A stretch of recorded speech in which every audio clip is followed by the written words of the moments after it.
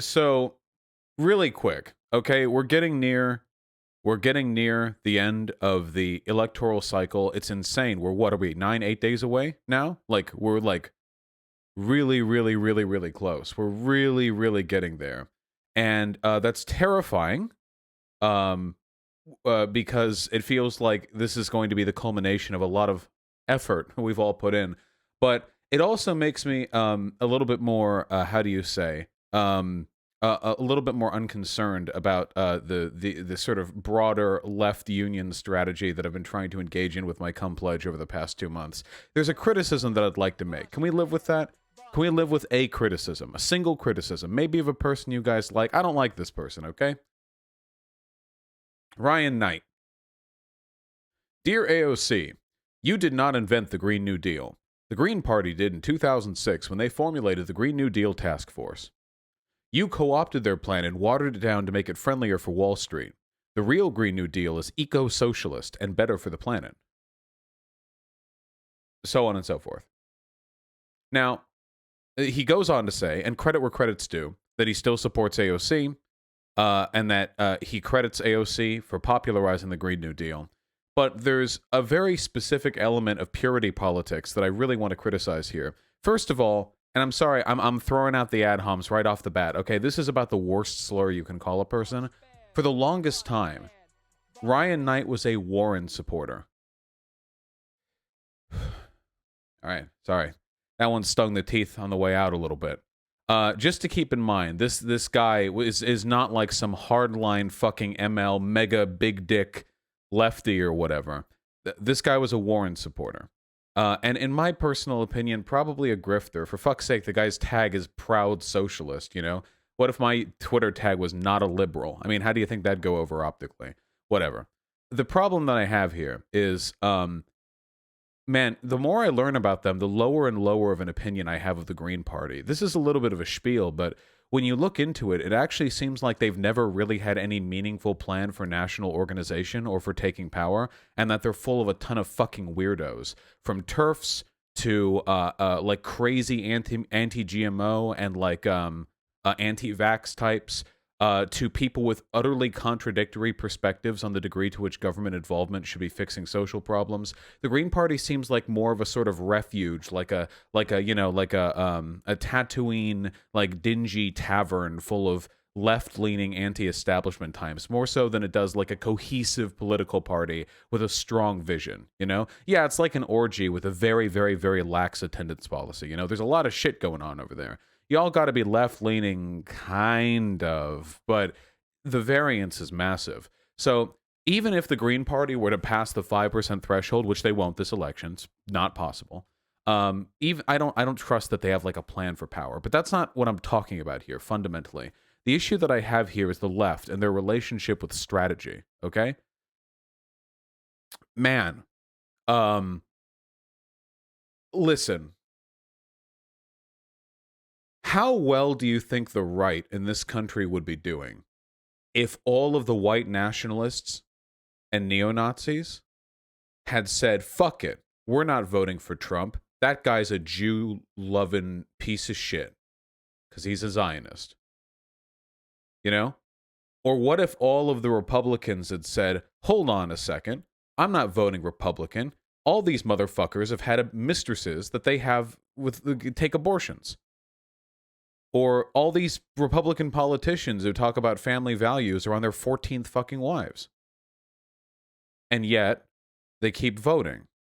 And the reason they keep voting is, and remember, we're talking about conservatives here, in large part because they have no fucking idea what they're doing and they're led by fear, the same way you lead a fucking dog by its collar.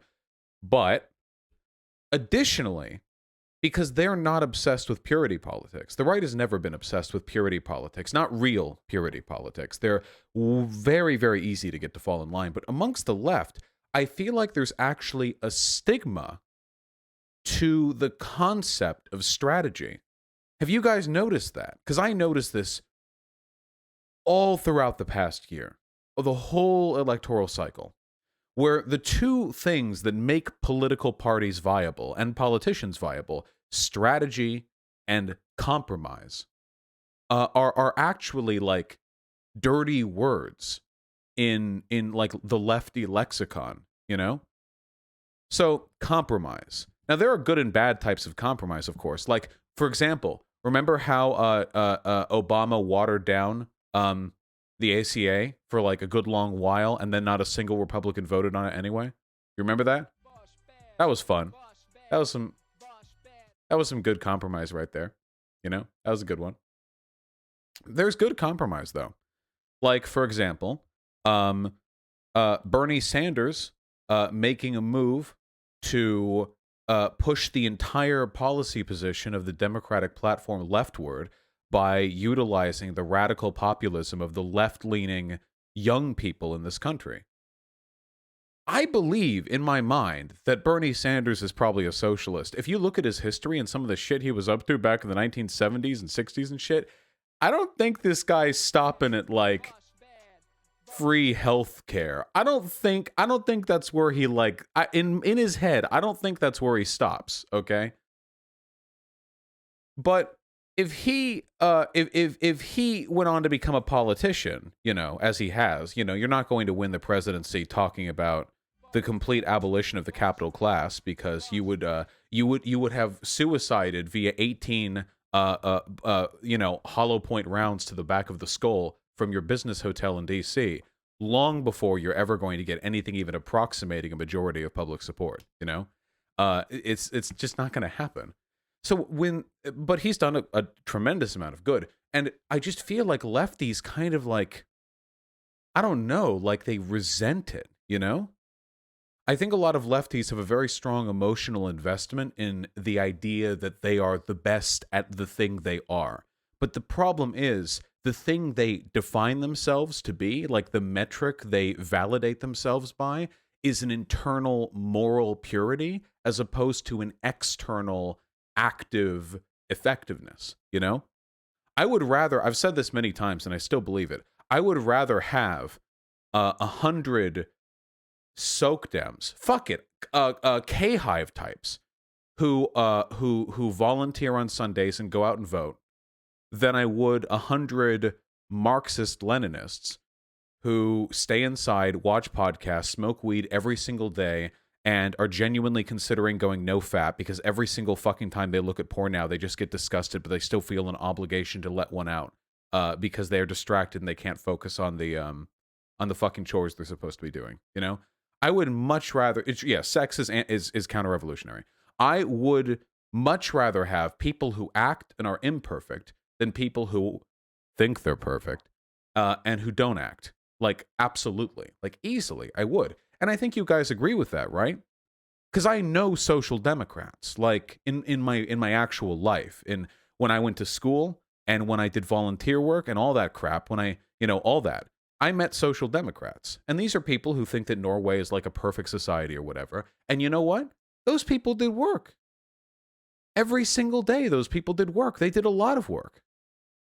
Not Shoeonhead, no. Shoeonhead also presumably inside all day, smoke weed every day, masturbates 8 times a day. No, not every soak dem, okay? Just the soak dems that I knew, a lot of them did a lot of work, and I respect that. But a lot of the socialists I know are so consumed simultaneously by doomerism and purity politics that to them getting involved is actually a mark against them, because involvement necessitates compromise, and compromise is a mark against the metric. Oh, excuse me. Ooh. Oh my God. Pardon me. I ordered food right before stream. Now that right there is the authenticity that makes me a better political commentator than David Pac-Man, Sam Cedar. There you go, folks. I'll burp into the mic. It bugs me. It bugs me because I feel like the left can't move past this unless we just get rid of this idea. This idea that the act of moving away from purity in favor of pragmatism is in some way counter-revolutionary, you know? That we have to choose endlessly between a perfect iteration of revolutionary action or a complete dead still, not just standing still, by the way, letting other people make the world worse. And that's the only choice we can make, because that's the only choice that that preserves our purity.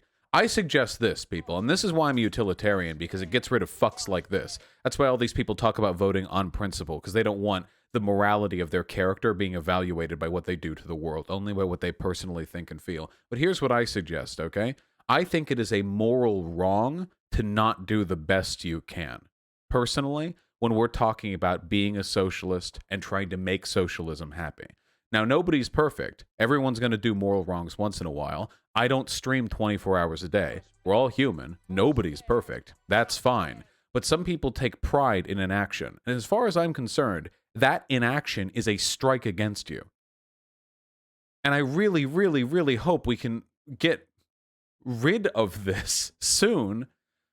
Look, I don't know if Ryan Knight's a grifter. I genuinely don't know. He's not, however, the only person who is like this. There are, fuck me, so many. It's the whole goddamn online left. Excuse me. What you heard right there was me searching for a Howie Hawkins tweet where I know that he levied a similar criticism at AOC vis-a-vis the Green New Deal and purity politics. And I guess I could go on about that for a while. Just, if you all believe... Oh, you all have it just right off the bat, do you? Here we go. I love it. AOC has repeatedly refused to call for an immediate ban on fracking or a halt to new fossil fuels.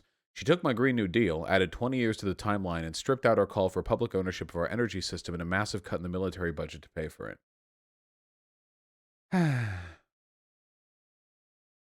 And she made it a subject of national discourse. Don't leave out the last part. And she made it something legitimately considered by a large portion of the American electorate. Don't forget that last part. That's important, you know? I don't think that Green Party is CIA. I think a lot of lefties have a very inaccurate understanding of the actual political motivations that determined people's votes. I think a lot of lefties genuinely believe that doing good things through policy is just about hardlining it through, not getting any compromise. When in reality, what that is a process for getting yourself ostracized from every conceivable avenue for power. If we ever want to go revolutionary, by the way, I mean, if the conditions are set up, there's nothing wrong with that. I mean, if you ever want to go hard, by the way, that's great. If you can win. It's only good to be hard, to be pure, to be strong, if you can win with it. If you go hard, that's great, but not if you fucking lose, okay?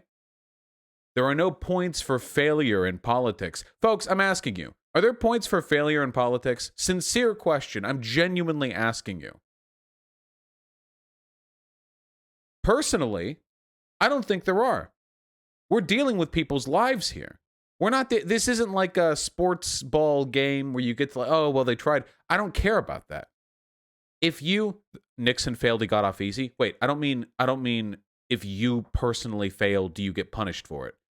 What I mean is, do you think there is any merit to attempting something in the political arena and failing in a moral sense? And I don't think there is.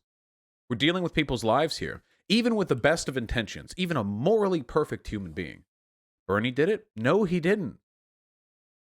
Bernie radicalized hundreds of thousands, maybe even millions of people. Bernie Sanders did more than you ever could have reasonably expected. Here's what an actual failure looks like.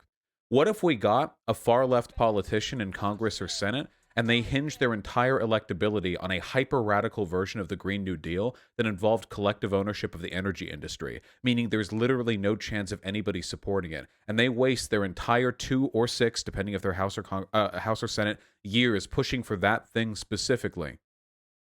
And because they're so unpopular and so ineffective, nobody supports them and they leave without having done anything. That's a failure right there. Are there points for that? I don't think there are points for that.